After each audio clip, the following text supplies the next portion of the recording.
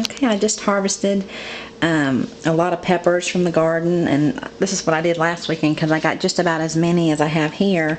These green peppers, and they are really good. They're very thin-skinned, and so I have about 6 or 7 of those. I have a little red pepper. It has not completely turned red. It's still working on it, but it still has a lot of flavor.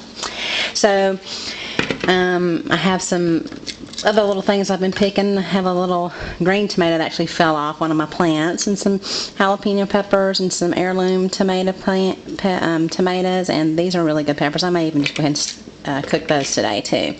So I'm basically just going to cook some what's called Greek stuffed peppers, and it has a little bit of lamb that I've marinated in some rosemary from the garden, and garlic, and red wine, and vinegar, and I let that soak overnight, and then I ground it up and browned it, and added some dried tomatoes and rice to that filling with some lemon zest and salt and pepper, and basically I'm just going to slice these lengthwise because I like that a little bit better because the top gets kind of crusty. The stuffing does all the way over, which is the part I like. So instead of slicing the hole in the top and stuffing them, they're actually just kind of lengthwise and topped, you know, because they're kind of like a topped pepper, but they're really good. So that's what I'm doing with some things from the garden. It's forcing me to be a little bit creative because it kind of controls what I'm cooking. My garden does. I don't just come up with a recipe and cook something. Whatever's coming out of my garden, I go and look for a recipe to cook it. So it's really a fun way to cook too. Also over here in my window, you notice I have some basil.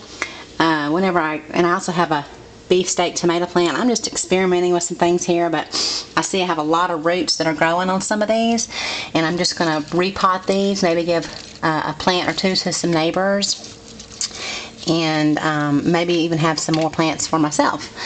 I have a green onion, and I don't know if this beefsteak tomato plant's going to work out or not, but it's got some little roots on there, so that was my favorite tomato last in the spring, so maybe I can have another one this fall. All of my tomatoes that I've been getting off my Roma grape tomato plant, I just reuse and recycle these little egg containers and let them ripen up in there. So these are almost ripe and ready to use because I kind of pick them a little bit when they're a little bit green. Here's some that are midway ripening. And if you cut them open, they'll still be a little bit yellow on the inside. So they have to be a really, really deep red before I'll cut them.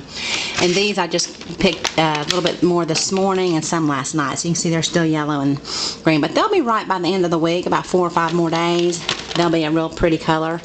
So I'll be finding something fun to do with those. So that's basically what we've got going on in the kitchen from the square foot garden. It's just working out real well.